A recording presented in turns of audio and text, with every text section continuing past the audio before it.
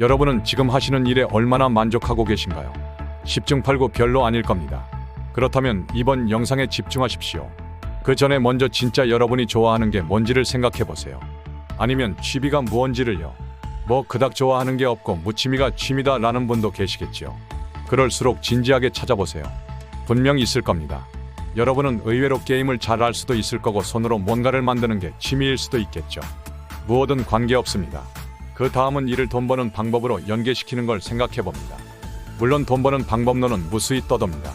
그러나 그건 자신이 좋아하는 또는 취미삼아 하는 그건 게 아닌 경우가 대부분이죠. 그래서 몇 번 시도해보다가 금방 실증을 느끼고 포기하는 경우가 다반사일 겁니다. 그래서 제대로 돈을 벌려면 자기가 진짜로 좋아하는 일을 직업으로 연결하는 것이 중요하다는 거죠. 그러면 지금부터 방법론을 알아보겠습니다.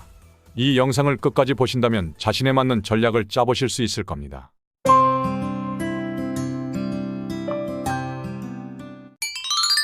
첫째, 기존에 해오던 일을 하다 창업에 확신이 들 때 기존 일을 접는다. 현재의 직업은 그대로 유지하면서 자신의 취미를 돈벌이와 연계시키는 플랜을 짜봅니다. 만약을 대비한 플랜 B도 함께 준비합니다. 무턱대고 새로운 사업에 뛰어드는 것은 위험하므로 사전 조사가 필요합니다. 플랜에 따라 현재 활동하고 있는 블로그 등 SNS를 통해 사람들의 반응을 파악해봅니다.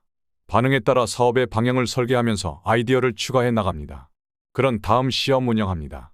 완성된 것이 아니더라도 구매 수요자를 파악해보고 가능성을 타진합니다. 이것에 근거하여 확신이 들면 자금 조달 계획도 짜본 후 본격 런칭합니다. 소요자금의 원활한 확보를 위해 일반인의 크라우드 펀딩 방법도 사전에 파악해두는 것이 좋습니다. 어느 정도 기반이 닦였다고 판단될 때 본격적으로 그 사업을 운영하기 위해 기존 일을 그만두면 됩니다. 단 현재 자신이 좋아하는 게 뚜렷하지 않다면 당장은 보류하고 파악되기 전까지는 시작하면 안 됩니다. 수제자동차를 만드는 모헤닉 게라지스를 창업한 김태성 대표가 모범적인 사례입니다. 그는 디자인과 자동차를 좋아했습니다. 어느 날 이를 통한 사업 아이디어를 구상한 다음 본인이 개조한 갤로퍼 차량 디자인을 내세워 고객들을 모집했습니다. 물론 자신의 직업은 유지하면서요. 40여 대를 만들어 달라며 확실한 창업 자금이 들어왔을 때 그 돈으로 파주에 공장을 세우면서 기존의 일을 접습니다. 실제 그는 자신의 자본금은 거의 쓰지 않은 셈이죠. 일반인들로부터 뜻밖의 크라우드 펀딩도 받았습니다. 대처법을 강구한다. 초기 기업의 가장 큰 위험 중 하나는 인건비입니다. 대부분의 기업들은 3천만 원 이상의 연봉을 주기 어렵습니다. 그런데 많은 스타트업이나 중소기업이 인재를 확보하기 위해 3천만 원에서 1억 원의 고연봉을 제시합니다. 이 때문에 초기 사업 비용이 높아져 회사가 위험에 빠지는 경우가 많습니다. 이를 피하려면 자신의 욕심을 버리는 겁니다. 즉 당장의 큰 연봉 대신에 스톡옵션을 제공하는 겁니다. 이러한 방식은 미국 실리콘밸리에서 주목받는 많은 스타트업의 성공 방정식이기도 합니다. 스타트업 성장의 기쁨을 직원들과 같이 나눌 수 있는 체계를 만들면서 인건비에서 오는 사업 위험을 줄이는 것이죠. 이렇게 되면 오너의 지분율은 줄어듭니다. 그러나 회사가 당장 현금을 소진할 이유가 없기 때문에 성장기의 비용을 절감할 수 있다는 장점이 있습니다. 모헤닉 게라지스가 인재 확보에 큰 어려움을 겪지 않은 것은 이처럼 아낌없이 스톡옵션을 지급했기 때문입니다. 김 대표는 초기에 2천만에서 3천만 원을 주었고 1억 원 상당의 주식을 준 직원도 있다고 합니다. 지금 그 가치는 10배 가까이 뛰었을 것으로 예상됩니다.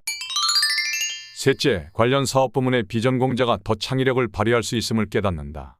당연히 전공자가 효율적으로 일을 할 수 있다고 생각되지만 도리어 이는 창의성을 방해할 수 있습니다.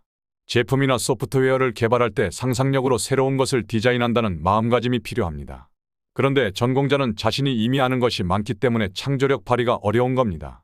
다양한 전공과 전문성이 어울린 융합의 정신을 통해서 상상력과 창의력이 배가 될 수 있는 겁니다.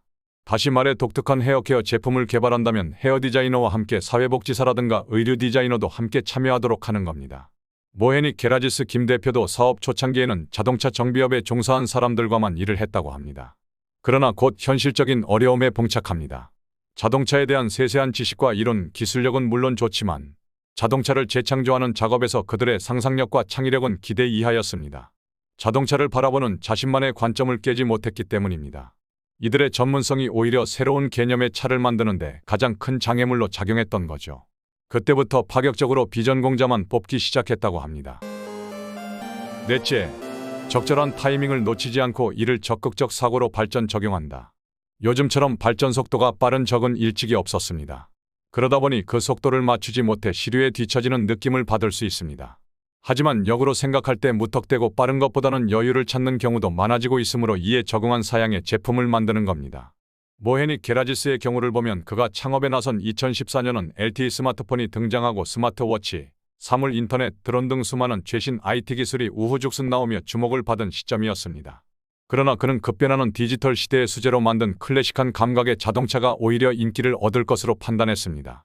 사람들이 인터넷과 스마트폰의 속도를 못 따라가는 상황이라 본 겁니다.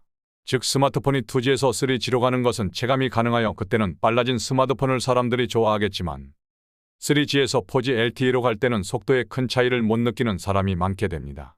약간 더 빨라졌다는 정도입니다. 그래서 기술의 발전이 인간을 데려가기는커녕 인간을 버리고 가는 시대일 수도 있다는 거죠. 이런 점을 통찰하는 게 필요하다는 겁니다. 다섯째, 지속적으로 브랜드 확장 계획을 수립해 나간다. 네 번째와는 상반되는 개념입니다. 현대는 속도전이므로 현재의 성공에 만족해 있을 때 뒤처지기 시작합니다. 따라서 변화의 추세에 발맞추어 창의성을 개발하고 새로운 디자인을 적용해 나갑니다. 꼭 전혀 다른 걸 만들어내지 않아도 기존 제품과 연결되면서도 다른 시각으로 보여준다면 브랜드 확장은 가능할 수 있을 겁니다. 모헤니 게라지스의 김 대표는 수제자동차 제작이 장기적으로 아주 큰 대박을 칠 만한 사업 아이템은 아님을 인식하고 더 큰 그림을 계획하고 있다고 합니다.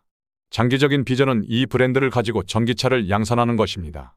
그래서 수제 자동차 사업에 전념하면서도 메탄올 연료전지 기술을 보유한 회사와 합작 회사를 설립하고 있습니다.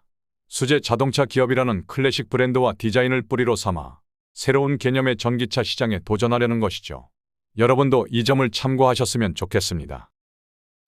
창업 즉 스타트업은 어렵습니다. 실패의 확률이 거의 90%에 가깝기 때문이죠. 그래서 이런 건 실리콘밸리에서나 쉽게 할 수 있다고 생각합니다. 혹은 또라이 같은 사람들의 미친 짓거리 정도로 여겨지는 경우도 있죠. 하지만 중요한 것은 내가 미친 듯 좋아하는 일이라면 열정을 다해 몰입할 수 있을 겁니다. 내가 좋아하는 일을 열정을 가지고 끈기 있게 한다는 게 핵심입니다. 끈기 있게 추진한다면 어려움도 버틸 수 있습니다. 그래서 바로 자신이 좋아하는 일에 운명을 걸어보는 겁니다. 지금 당장 그런 생각이 없더라도 좋아하는 것을 찾다 보면 한 번쯤 의욕이 생기지 않을까요? 그때를 대비해서 이번 영상을 의미 있게 바라보면 좋겠습니다.